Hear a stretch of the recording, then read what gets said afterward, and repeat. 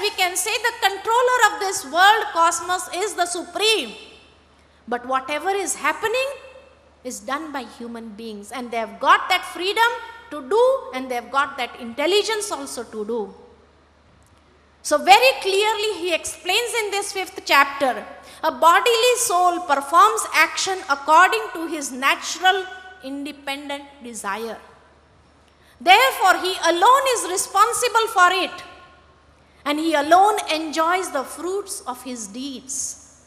God is not responsible for the charitable or sinful actions done by anyone.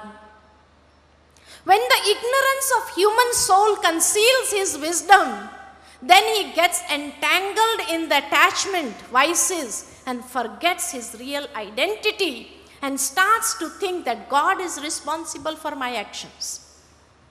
Now this is the biggest ignorance. Just as everything becomes clear in sunlight, similarly through the wisdom of the soul, our ignorance is dispelled and all aspects are very clearly understood. So through the light of wisdom, now I should dispel this ignorance and take this charge in my hands and be responsible while performing each and every karma. This is what the wisdom of Gita tells us. And then he says, the sensual pleasures obtained through the senses have been the reason for your sorrow. It is not God who gives us sorrow. It is not God who gives us happiness, but our karmas. They give us the sorrow and the experience of happiness also. It depends on how we have performed that karma. So the sensual pleasures obtained through the senses have been the reason for the sorrow. From the beginning till the end, the one who tolerates the force of lust and anger and remains free from it is a powerful soul who knows how to control this viciousness. He is a powerful soul, a real yogi. He is able to stabilize his mind and intellect in God. And he seeks his protection with a lot of faith. Yes, the moment we surrender ourselves with faith in God, then he helps us by giving us the right advice, by awakening our consciousness, by giving the light of wisdom. That is his task. Still, he would not interfere with my karma, because otherwise human beings always know how to put the blame onto others. This is what we have been taught since childhood. Put the blame onto others. Whatever happens, put the blame onto others. And this is how we have been always putting the blame onto the Supreme also. In the world also we find small children. When they learn to get up on their own legs, they take a support of a table or a chair and try to stand on their legs, seeing the elders. This is how they learn. And because they are not able to maintain the balance, what happens? They fall down. And as soon as they fall down, the first thing they do is they start crying. Self-protection. Because they know the mother would come and start scolding. Why did you want to get up? What if you would have got hurt? So there is no tear coming out, but the child would, as soon as he sees that the mother has seen him, he starts crying. If nobody has seen, he would not cry. So the first thing when he falls, he looks around. Is there anyone who has seen me? And if somebody has seen him, immediately he starts crying.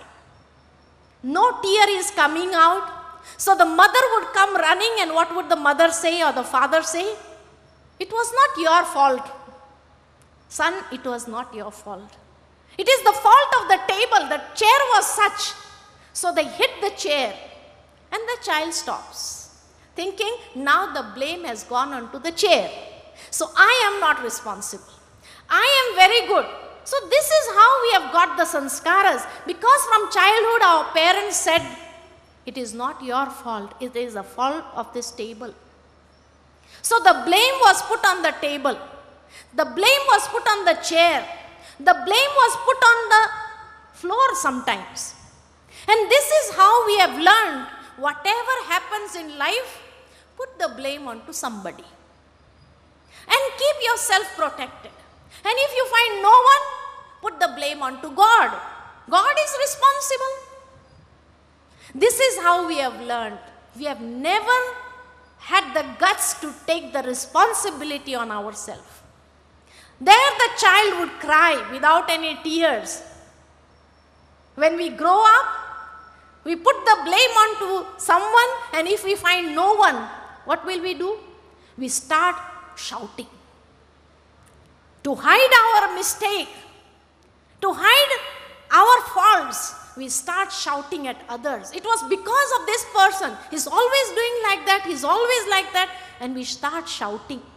So this shouting, people will be afraid and they would think, no, he's right. Oh? He's not wrong because he's shouting. The other is like that. So they also take it for granted. And this way, we have never had the strength to face and take up the responsibility on ourselves. We have always tried to put the blame on somebody else. And when nobody was found, we put the blame onto God. He was responsible for this sorrow of mine. Why should I blame God? We are also binding ourselves in that karma. So, in Gita it is said, no one is responsible. You are responsible for your own actions, for your own sorrows, for your own happiness. And he is able to stabilize his mind and intellect in God and seeks his protection with a lot of faith. The one who has faith seeks his protection, takes his help, takes his guidance, takes the wisdom, brings the spiritual awakening. And then he has equanimity in his vision towards all. Thus he is able to live in this world liberated from attachment and doubt. He is able to experience infinite happiness through the concentration of the mind. And he is able to overcome all the weaknesses also. And this is how he is able to progress in his spiritual efforts.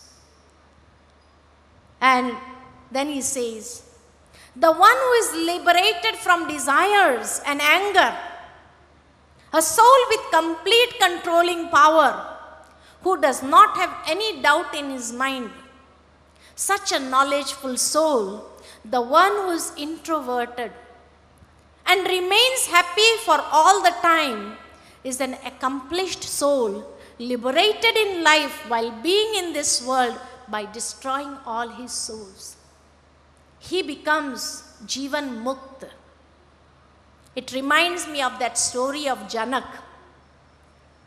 That when Janak wanted to know the knowledge of what Jivan Mukti is, he calls all his wise people and gathers them in the court and puts this question in front of them.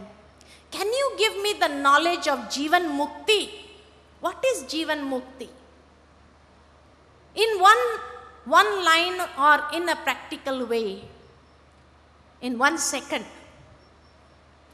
So many wise people from far and wide, they came in that court. Everybody got up to explain what Jivan Mukti is, what liberation within life is, and how to get this experience. But as soon as they started giving lectures, Janak said, I don't want any lecture. I want a practical illustration maybe, where I can understand what Jivan Mukti means. And that is the time, it is said, when Ashtavakar comes. The one with all the 8 limbs, crooked. So when he gets up, people laugh at him.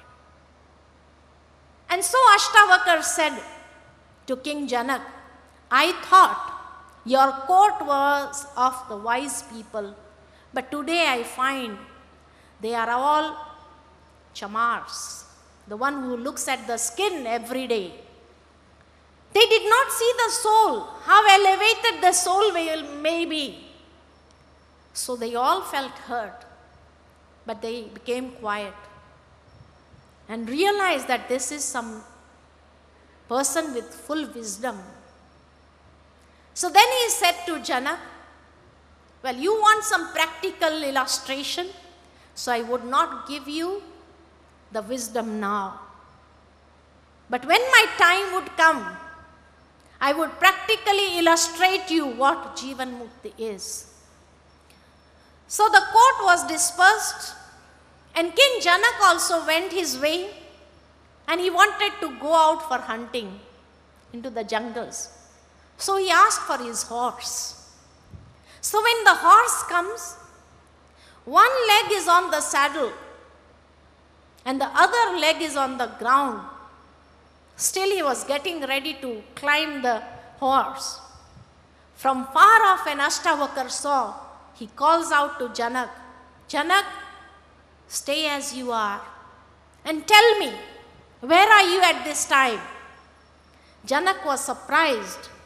Being on the ground, I am not on the ground. Being on the horse, I am not on the horse. So he said, this is the wisdom of Jivan Mukti. This is the stage of Jivan Mukti. He did not understand, how can this be the stage of Jivan Mukti? So then Ashtavakar said, just as while you are on the ground, still you are not on the ground. While being on the horse, you are still not on the horse. Similarly, when you lead the life, being in the world, be above the worldly pleasures. Be above the vices. Be above the weaknesses. Be above the evils. And you will experience what Jivan Mukti is. You do not have to run away from life. But while leading that life, beyond the weaknesses, beyond the vices, you will experience real freedom. You will experience real liberation. And that is liberation within life. Jivan mein rehte hue mukti. It is not that I run away from life, I run away from my household, I run away from my responsibilities, and then I say I am Jivan Mukta. No. If you do not appear the exams, how can you claim yourself to have passed the exams? But while being in the world, while going through all the situations, and while going through all the situations and circumstances, and still, if you can remain above, that is true liberation within life. That is the experience. So this is what he got the wisdom, and therefore Janak was known to be the most wise person, who always functioned, looked after the kingdom also, but had constant wisdom in it. And then he clarifies the aspect of Dhyana Yoga. And he says, hey Arjun, do not think about the external scenes and subjects, and stabilize your inner eye in the middle of your